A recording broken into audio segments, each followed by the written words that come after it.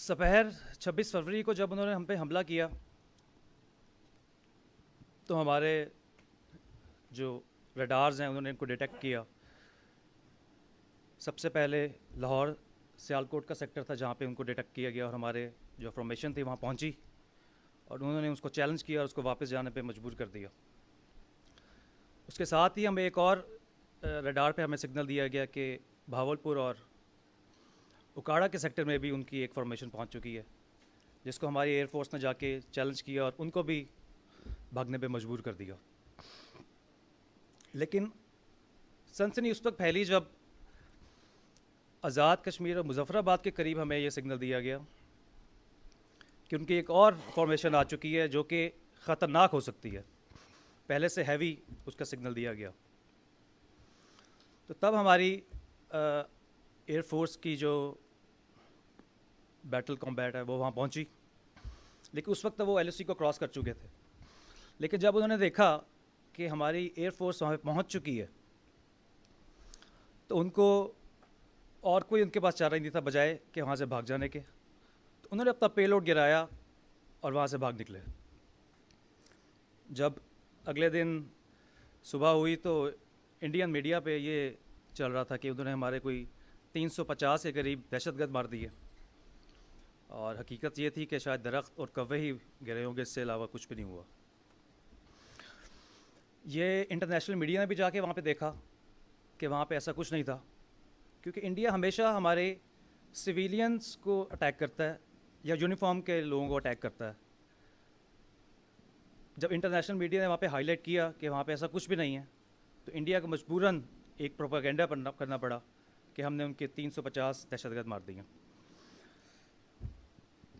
इस सिचुएशन में एक कंट्री क्या करता है that is 4 times smaller than your neighbour country, either they surrender और they fight for the freedom till their death. हमारी आर्मी ने भी वही सोचा, एक प्लान बनाया। 26 तारीख की पूरी सुबह शाम इंडियन आर्मी एयरफोर्स हमारा इंतज़ार करती रही, लेकिन हमारा प्लान कुछ और था। हम 27 तारीख की सुबह हमने अपने 2 जहाज़ वहाँ पे भेजे, लेकिन हमारा टारगेट हमने पहले से डिसाइड कर लिया था। हमने डिसाइड किया था कि हम उनकी किसी भी सिविलियन पॉपुलेशन को हिट नहीं करेंगे, उनकी आर्मी को हिट नहीं करेंगे। हम सिर्फ उनको एक सिग्नल देना चाहते थे कि हम अगर हम पे जंग मुसल्लत की गई तो हम उसका दिफा करेंगे। तो वो जो 2 जहाज़ वहाँ पे गए, उन्होंने टारगेट किया। 6 टारगेट्स उनको दिए गए थे, उन्होंने उसको टारगेट किया, उसको वीडियो लिंक पे रिकॉर्ड किया गया।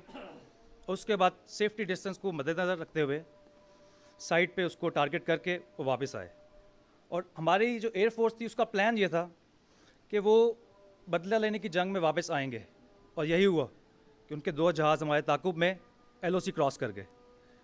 ये बिल्कुल सेम प्लानिंग थी जो हमारी एयरफोर्स ने की हुई थी, और हमारे 2 जहाज़ों ने उनको हिट किया।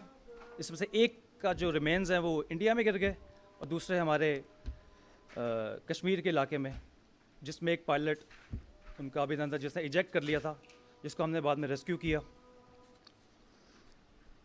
पीस जेस्चर के तौर पे हमने उसको रिलीज़ कर दिया और वो जाते हुए पाकिस्तान की अखलाकियात की को ही नहीं बल्कि पाकिस्तान की चाय की भी तारीफ़ करके गया।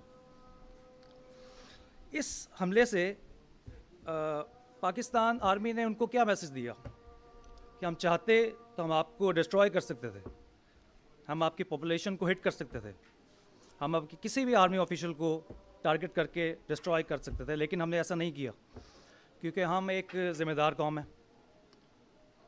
हम नहीं चाहते कि लाशें गिरें, मासूम लोग इस तरह बेगुनाह मरें।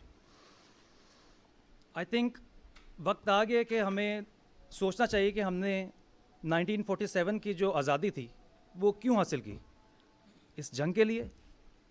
हर रोज़ हमारे बॉर्डर्स पे फायरिंग होती है, बेगुनाह मरते हैं, सोग उधर भी मनाया जाता है, मातम इधर भी होता है, रोते उधर भी हैं, माएँ इधर भी रोती हैं।